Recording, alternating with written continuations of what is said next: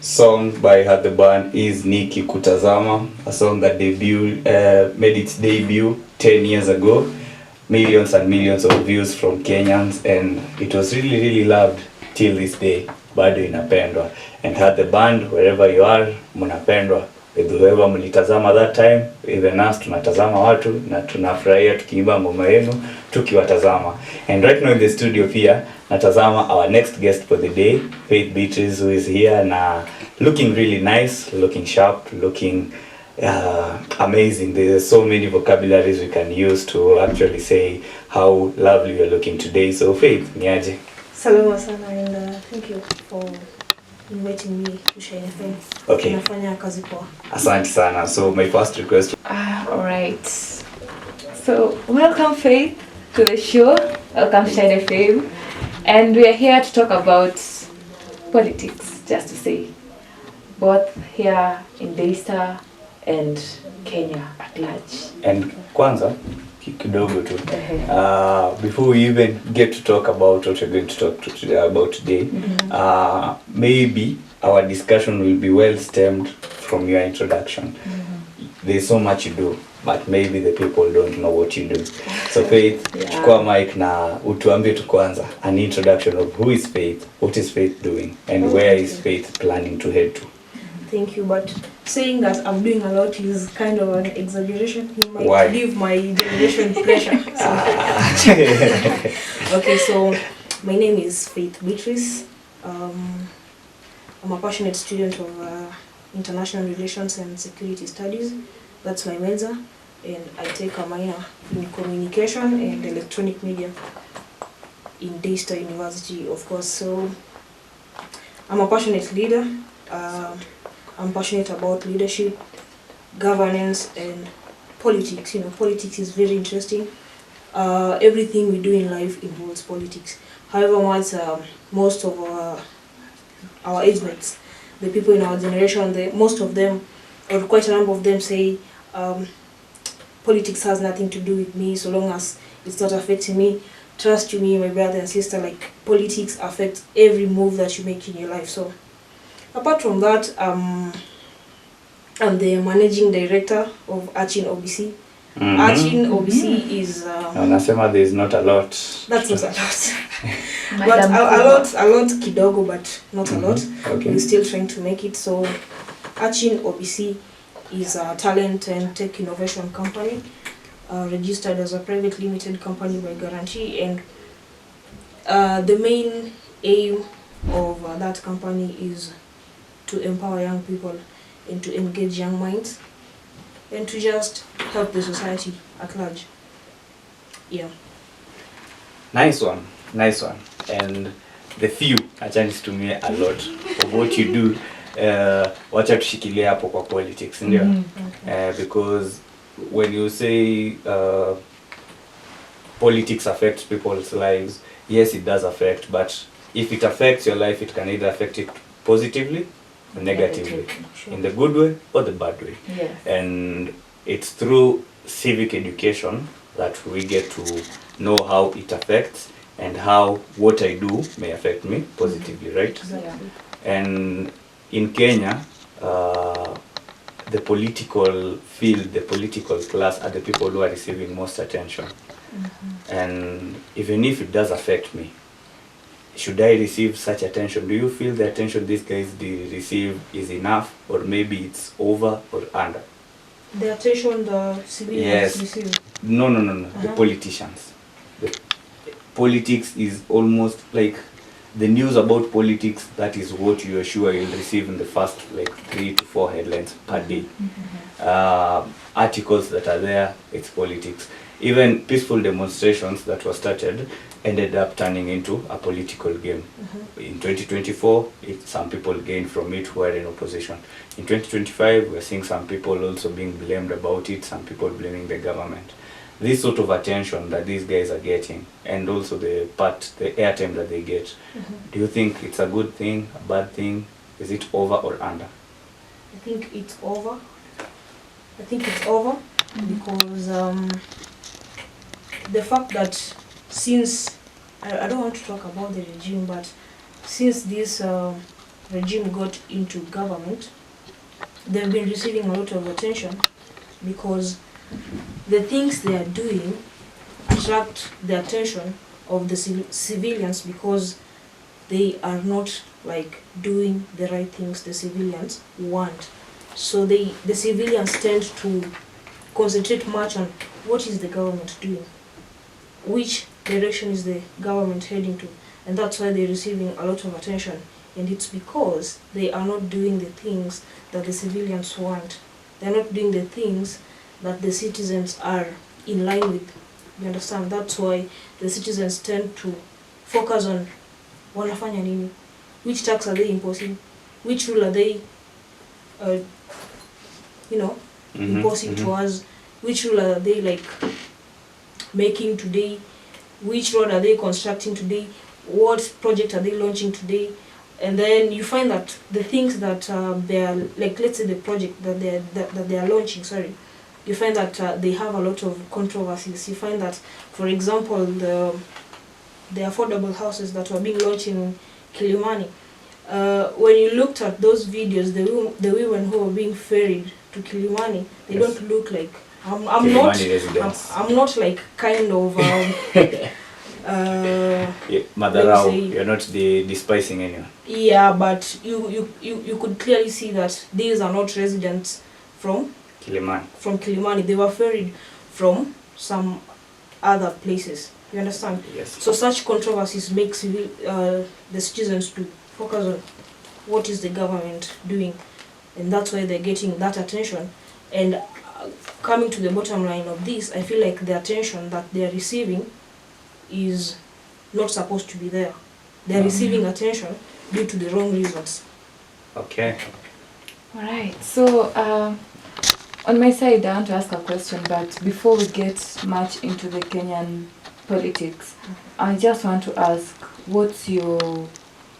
how is your growth in politics? How is your move in politics?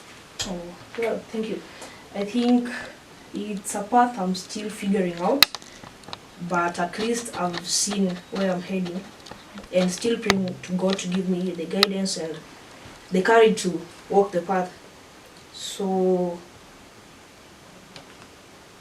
let me say, it's something that is in me, and this is how I view it. Politics is basically leading you to spaces where you're gonna lead. You understand? Mm-hmm. So with that, you get to be in positions where you can like address the issues of the society, because at the end of the day, we want to improve the living standards of the society. So that is what motivates me to be in line with politics, so that I get to these leadership positions to be able to address these challenges. But you said your question was? Your journey. My journey. Politics. My development into politics. My development into politics. So just a small story. Okay, it started this way. When I was young, I used to read books, and I used to perform well in primary school, of course. And I want to thank my parents, because they made me feel seen, because every time I could tell my dad, yeah, you know what, today I'm position 1, today I'm position 2. Like, he could make me seen, so that gave me confidence. So I started leadership in primary school, where I was a deputy president in class 6. Wow, okay. Yeah. So... Are you a good deputy president, or want to be impeached? I think I was, because, you know, when you're young, actually, like, when you're young, and you're in primary, it's basically the admin that controlling the school. Like, there's nothing much you're doing. You're just helping the teacher to get which kid is disturbing him. Okay. It's just for formality, but I think I did well, because I got a certification for that, and then I became the president now in class 8. So hiyo nikamaliza, went to high school, became the president in Form 2, and then I became the deputy president in Form 2, then became the president in Form 3. Unfortunately, things didn't go well. That journey was difficult. I think power iliniingia, I didn't know how to handle it, and I was not doing whatever I was supposed to be in that position. I was not doing well in class, and my parents had to make me resign, and also the teachers. So I had to resign because, like, I had a lot of pride. I didn't know how to manage all this power. Because you can imagine, your fellows are in jumpers and you are in a red tie, in a blazer, like you just feeling like you're on top. So I didn't handle that so well. So I had to resign, and nikarudi kukuwa normal mwananchi. And in high school, even though my leadership ilikatika, and that was it. But at least I had made progress. How were you received before we continue with the journey? I'm imagining now you're transitioning from being a leader and a leader who maybe pride got the better of. So as the subjects, we saw pride taking the better of you, and I'm speaking it, seeing how pride is taking the better of Kenyan leaders right now.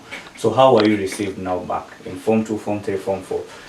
Were you isolated and put aside because ulikuwa mwananchi and you had pride, ama they took you back Kenya? So I think because of my bubbly nature, because of my extrovertness, I was able to make friends again. They received me quite well. No one discriminated me. A few discriminated me, of course, but through the help of my teachers, I got to go through it and handle it just well. No issues of mental health will be faced, but quite a number of students accepted me back as I continued, and niliendelea kupita mtihani sasa because I was now focusing on education. And right now you're in Daystar University. Exactly, and I don't want to talk much to be controversial, but I've seen some of our leaders. Okay, in Daystar, not a lot of students focus on student leaders, but you've seen quite a number of them, pride taking over them, and they fail to understand the reason why they are in those positions. And not to give myself credit, but because I've experienced like what pride destroys, someday, God willing, when I become a student leader in Daystar, that is one thing that I really don't think will affect me, because I've experienced it and I've learned from it, and I've seen the destruction it can cause around. That particular statement towards the end makes me want to ask a question, but first, Helga's question was your journey. Okay. So at Daystar University, your journey, before even your experience with other leaders, what is your journey in playing part at the politics that has been happening, at the DUSA politics, if there is any? Oh, I think just to pick from where I was, to make you understand how it has been. So after high school, I got into national politics, of course. So I started national politics in a very funny way. I was a photographer to a politician. Okay. And so with that, we used to attend a lot of events, and I used to admire, like, oh, these people have the cars, you know, you're just there at the podium, you're speaking, and people are like, oh, you understand? So nikakuwa na hiyo interest, like, you know what, someday I want to be in these powerful positions, I want to have a convoy or something. So hiyo ikaisha hivyo, I joined campus, and I had, because I was attending these events, I had a lot of pictures with politicians, you know. So when I joined campus, the second week as a fresher, someone texted me, I don't want to mention his name, he texted me and he was like, he's a student in Daystar, he texted me and he was like, oh, I see you're in politics, there's this thing going on in Daystar, we can work on it together. And that was the constitution review. They wanted to change the constitution, and most of the proposals in that constitution was obnoxious, like they were not making sense, you know. So this guy told me, I know you love politics and you can sit down and see how we can help our students and speak for them, because most of them don't care about what's going on. So with that, we started pushing for the constitution. We did referendum, and the constitution was not changed to those obnoxious proposals. And that's how I started engaging in politics in Daystar. Right, so since you've mentioned about Daystar politics, what do you think about them in general? what do you think about the politicians who are in DESA? Let me call them politicians because they are politicians. They are. Of course. Those who vie for these positions, and once they have entered, like in general, what do you think about politics in DESA? Okay, first things first, politics in DESA is not that heated, you know. But another thing is also the students in DESA, they're not much into politics, and I fail to understand why. This is something I want to do research on and make sure they're involved in politics, because they have to start it from here so that when they go to the national level, they can, you know, speak up. They can know how these things move around. So DESA politics is not that little, and I can't say I could like it to be that harsh, but I think as someone who loves politics, I'd like DESA politics to be more vibrant, you know. It is not meant for a section of people, like everyone should be involved. So yeah, that's what I think about DESA politics. So Faith, so much questions are still there to be asked. Back to Kenya, and you take it after Kenya, back to Machakos, after Machakos back to Athi River, after Athi River now back to Daystar University. Shine FM 99.9 to go live in the studio. Cecil Eddie with my co-host Helga. Still full house. We are with Faith Beatrice, who has given us some nice insight, especially about what she does, how she has done it through the years, and what now we were at what she has seen and her experiences. And now from there we're going to now try and question about the lessons that come from the experience, and also what we are seeing in Kenya, leave alone DUSA. What we are seeing in Kenya, what is it that Kenyans need to know, what is it that they need to learn from it? Helga, uko fiti? Niko fiti. Faith, uko fiti? Go on. So let us now continue.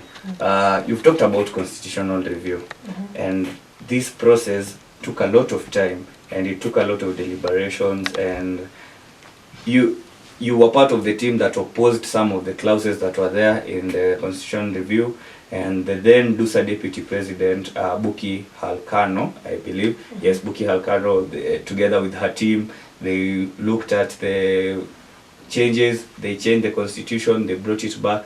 Now it was passed and went for this process is called, is it ratification?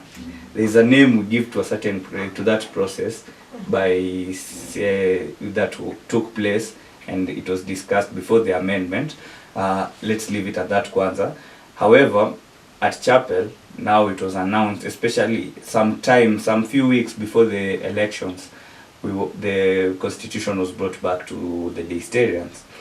Opening this constitution, we came to realize even if some clauses were voted out, there are some of the clauses that were passed that was sort of in the shadows. Exact. Right? Yeah. What do you say about such a thing? Because this is also a reflection of what just happens even in national politics, or let me say national leadership. Yeah. No. When you first saw it, what was your view about it?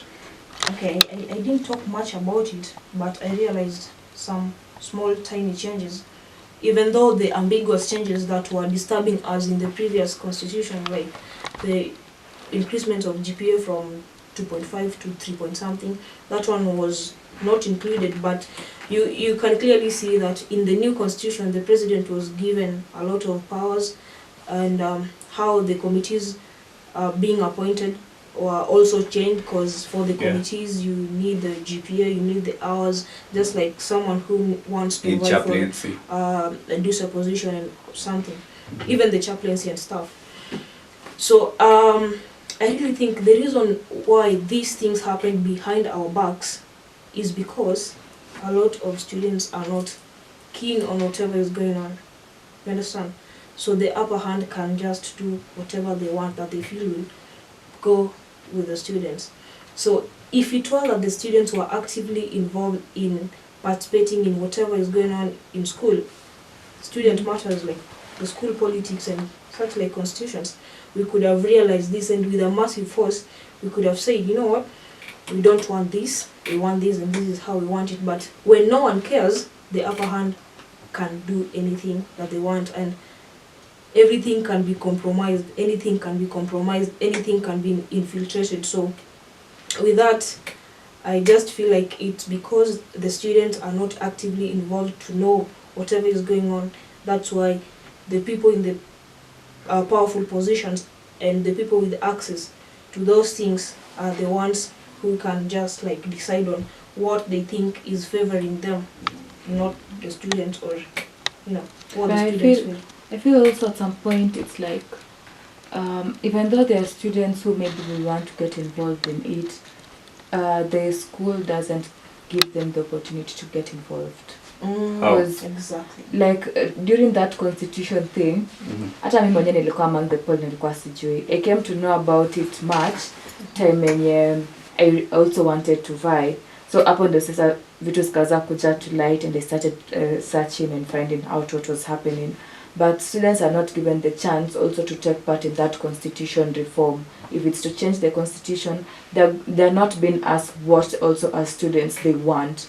The ones in the body are the ones deciding for the students, and it's not supposed to be so. So now this problem is all about student participation. Yeah. There are those who would like, but the school hasn't given that particular field the way you claim. Yes. And there are those who aren't even getting interested or getting to just try to know what is happening. And that might be the problem with, for example, the constitutional review, and also related cases such as procurement, which involves student leadership and everything of the sort. Sawa. However, now another problem that we face, which I don't know whether this problem also is student participation, when student leaders are chosen, and most especially in the council, leave alone the Congress, the congresses are chosen by the students, and then the congresses who are chosen by the students get to choose the council. And a previous trend, let me exempt Geoffrey Trum because I didn't observe that much of his leadership, but after him we had Felix. Your team was not for Felix, it was for Bokore at that time, and Felix's leadership was filled with more of PR than working. Yeah. And we would see posts working as the DUSA president into government offices, into institutions, meeting officials here and there, but it didn't reflect to the students the impact of what he has done as the DUSA president and the visits. Now, there's a team which you supported in the previous election, Team Sekento, and Sekento is in office. And what we are seeing now, even if the start was sort of maybe trying to bring a different line, but we are sort of coming back to the previous line that was there with Felix. More of pictures, whoever he met yesterday, I wish I would have opened it, and into offices here and there, the PR about who you meet, other student leaders who you meet. However, when you meet them as DUSA president, maybe it is expected that also the impact would be felt by the Data University students. But it's not the case. Why, and what is your view about it? Okay, with me, I really don't think I'd meddle into that so much, but whatever they can always do. I know everyone is trying to elevate their lives. Everyone wants to meet the who's and who's, the dignitaries, the great men and women of this nation. Everyone wants to, get there. But I really don't think if you are in a leadership position and you also understand that the people you're leading are Gen Zs and those are the current oppositions of the government, I really don't think it's a good thing if all the time you want to do a PR of you with the enemies of your subjects and posting around. And also the fact that your interaction with them is not helping them or supporting whatever interest that they have. You understand? Yeah. So I really think even as an individual, if you're meeting your people or the people you would like to, elevate your life with, or the people who would like to help you with something, just meet them and let it be for yourself. You understand? Yeah. Because the moment you're a leader, everyone is looking at you. Oh, what is he doing? What is he doing? Is he serving my interest? Is he serving our interest? No. So I really don't think right now, whatever people are posting or whatever they are doing, I really don't think right now is the right time to always do that all the time. You understand? Yeah. It's actually even exhausting for the students, because they'd like to see, you know, Work. Changes. but you're there, you know, paparazzing with the big fish, and they're the enemies of these Gen Zs. So I really don't think it's something that is very necessary. And also, student leaders making everything about them is not good, because you have to understand the big point that you are now in a leadership position. You know, you can just chill, relax. You're gonna do that. You're gonna post for us after you're out of office, but right now you have to deal with the fact that these people have expectations, and they're gonna look up to you. What are you doing for us? You know, how are you making your moves? You know, what should we, you know, expect? They have a lot of expectations. That's why your freedom to post with the who's and who's is a little bit compromised, but you have to understand it's because you're a leader, you understand? Yeah. So my view of this is all that is not necessary as for now. All right, and also for just still in the same topic of them posting with all these big people out there, do you think most of them are there to get knowledge on how to lead, or they're there just to benefit themselves? I want to be honest. Even I'm not sure if I'm a truthful person, but I want to be honest.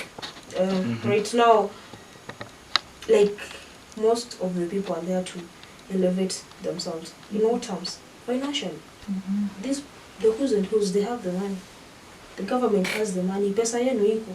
So they want to get there, get the funding for 1-2 events, and, you know, walk away. They just want to, like, get opportunities. Let me stop talking about they. Let me talk about we, because myself, even if given opportunity to meet Ruto right now, I won't say that because I'm a Gen Z, I'm not going to talk to the president. He's a human being, you know. So this is always to serve the interest. I'm really not sure if it's to go talk about leadership, governance, and all that, and maybe steps to take in politics. That's a lie. Let no one lie to you. So now, Faith. It's about interest. Okay. Exactly. So now we found out where problem is. Let's try and talk about how we get the solutions. Okay? And we have problem of selfish interest, which are affecting leaders. Leaders have the selfish interest. It also affects their subjects. How do we reach a point where this now stops being the case? The first things first is know the person you're giving your votes. Know the person you're voting for. You know. Anyway, I know we want to be some, not supposed to be selfish. As people who want to be student leaders, let us not be selfish, and let us be real with our cause. You know, I want to do this. Try and do it for them. I know there are some other things you might also want to do in life, but try to stick to the course. You know, try to just walk in the path of delivering to your subjects, delivering to the people who gave you the votes, and don't, like, work with emotions. Politics, I came to realize politics is one hell of a thing. It's something that is difficult to deal with. Don't say that, no, because you didn't vote for me, I'm not going to serve you. Because you didn't support me, I'm not going to serve you. Because you are talking to someone who didn't support me, I'm not going to serve you. So the biggest thing here is for us leaders, or those who want to become future leaders, to be real with our cause.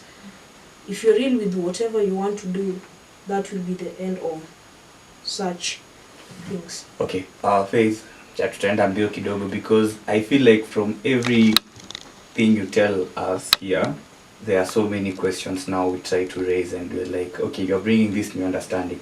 Let us get to understand. So when you talk about emotions, briefly tell us what you mean by emotions, and maybe tell us, is the current opposition, which you've termed especially the Gen Zs, who seem to be the loudest and the biggest base of opposition right now, are they working emotionally? And will it affect them? Let me not say us, but them. Will it affect them? Exactly. No, just the other day, I was trying to convince one of my friends who is a bigwig on X to tweet about it so that we see what the other people are gonna say. Because I felt like Gen Zs, we are working with emotions. What is this emotions first? Well, you find that, for example, I'll give an example of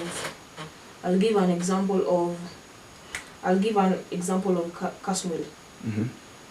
You remember when Casmel was with us and, you know, trying to talk on our behalf. Yes. He was creating awareness and doing all that. Yes. We were supporting Casmel and he was everywhere. Everyone loved him, right? Yeah. But when one thing just happened, Gen Zs handled it with emotions. And with that, Casmel decided, oh, now this is what's happening. Let me now join Government. the people that you don't want. You know, it's because we handle it with emotions and not like looking at the situation in like a deep thought perspective. You understand? And apart from that, let us not go far. Okay. The reason why I'm also saying Gen Zs we're dealing with emotions. Can I also ask you a question, or Okay. a host can't? Yeah, or, you can, someone you being can. hosted can't? You can, as long as Okay. it drives us to the point. Do you think we're gonna win this battle without someone being on top, like without someone? Without a leader? Yeah. It's going to be hard. It's going to be hard, and that's my honest take.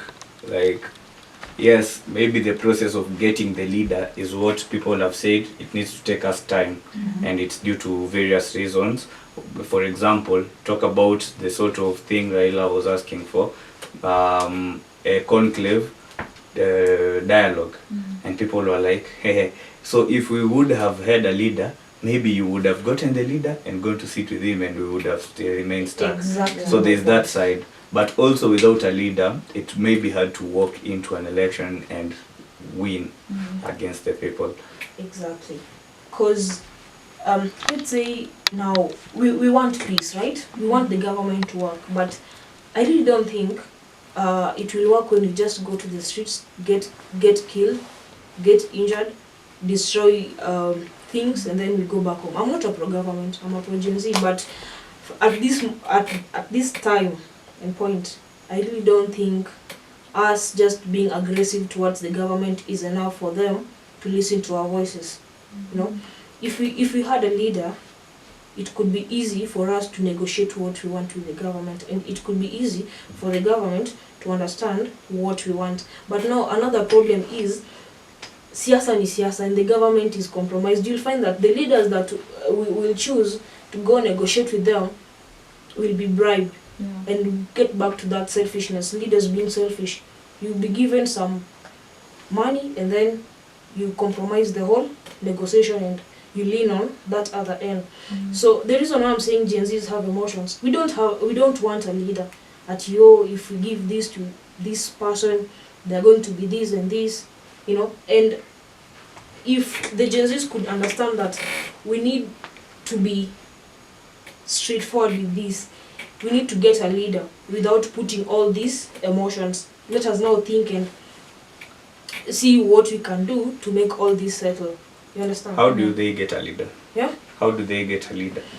Because leaders, if we look at leaders being gotten, yes, people were against Uhuru, oh, times are getting hard, umeleta lockdown, oh, yote, and then they were like, okay, now we've gotten a leader. Deputy amesema hivi unafanya vibaya na ni kwa sababu ya handshake. They had a leader in Ruto. They grabbed Ruto and Ruto became President Ruto. President Ruto right now, again, we are back to other talks. And it is like, Kai, Sasa maneno sasa imekuwa even mbaya zaidi, and now there's a deputy president from somewhere, and then there's a former cabinet secretary during the Uhuru times and before huko nyuma, and there's also a former chief justice, and they are all here. And now how does someone choose a leader? Is it choosing out of sasa wewe sio president, wewe uko against president, you can be our leader, or is it, or how do they look at the merits and First say things this first. If that person has a cause, and the cause is to remove the president that the people don't want from the government, that's one thing to focus on. The second thing, the background check of this person. Is he something? Is he someone, or is he someone who can be in a leadership position and negotiate the interest of the citizens? You know. But again, I realized as Gen Zs, we just take things from, we just pick things from the social media and start ranting about them without really understanding how things are. You see the way a lot of people, say that, oh, Matiang'i killed a lot of people during Uhuru's regime, oh, Maraga has done this, oh, Ukia Mtata had sued Maraga for these and these cases. So we end up not thinking who can be the best, because we want to get everything into our heads. You understand? So that's also another challenge, but with the time we can find a better criteria of finding someone who can represent us and negotiate our interests with the government. But if the government also can't listen to us, because at this point we've realized that the government is very rogue, because they never respond to whatever thing the wananchi want, and that is where the whole problem comes in. But at some point we can discuss all this and exhaust all the solutions that we think might work, but again we just live and hope that someday we're gonna have someone who's gonna be at the top and help us negotiate all this and bring peace in Kenya, and Kenya will elevate to the next level. Yeah. Alright, from that I wanted to ask, do you think the reason why the Gen Zs don't have a leader, it's because they don't have trust in people? It's like Gen Zs don't want to trust anyone for them to be in that, to hold that position as a leader for them. Issues of trust, yeah, because a leader must be trustworthy, and I think Gen Zs were just a different generations. You know, with this generation that has been traumatized by a lot of things, and the government is now traumatizing us too.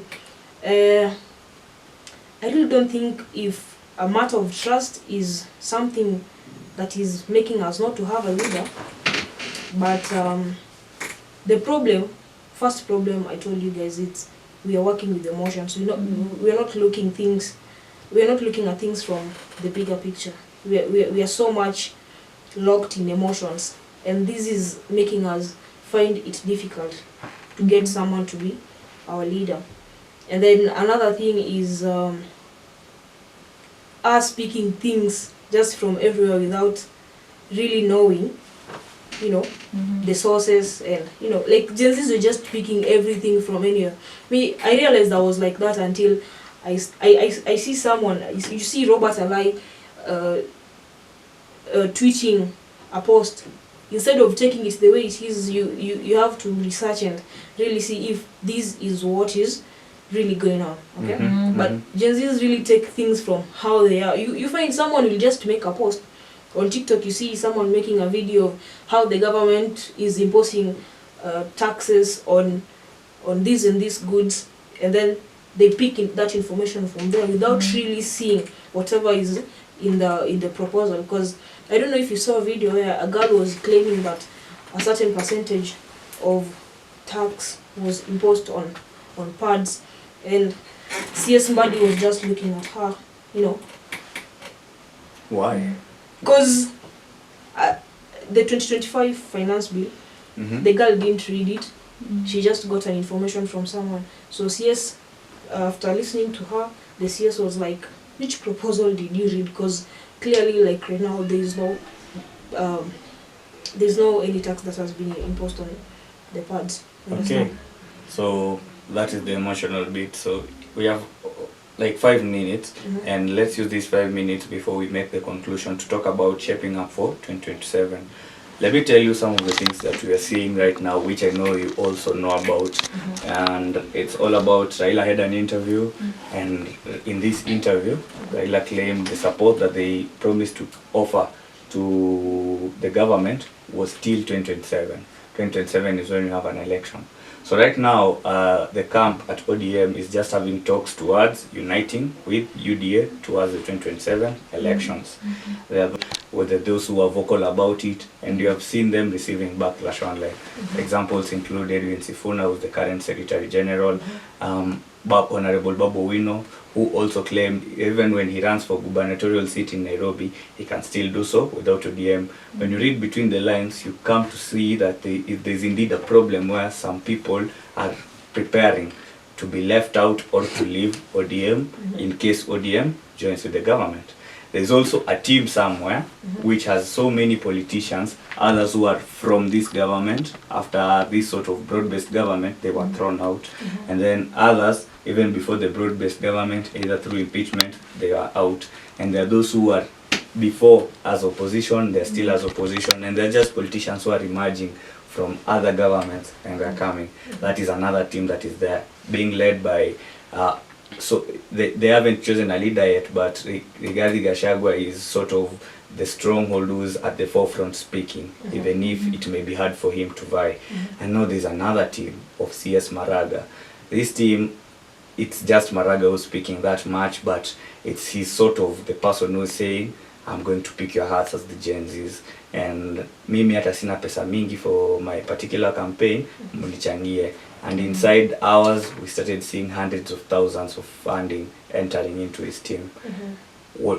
How do you feel about this shaping up of events towards 2027, and what would you advise, just quickly before we wrap up the show? Oh, okay. From what I'm seeing, I'll start by cancelling the candidates.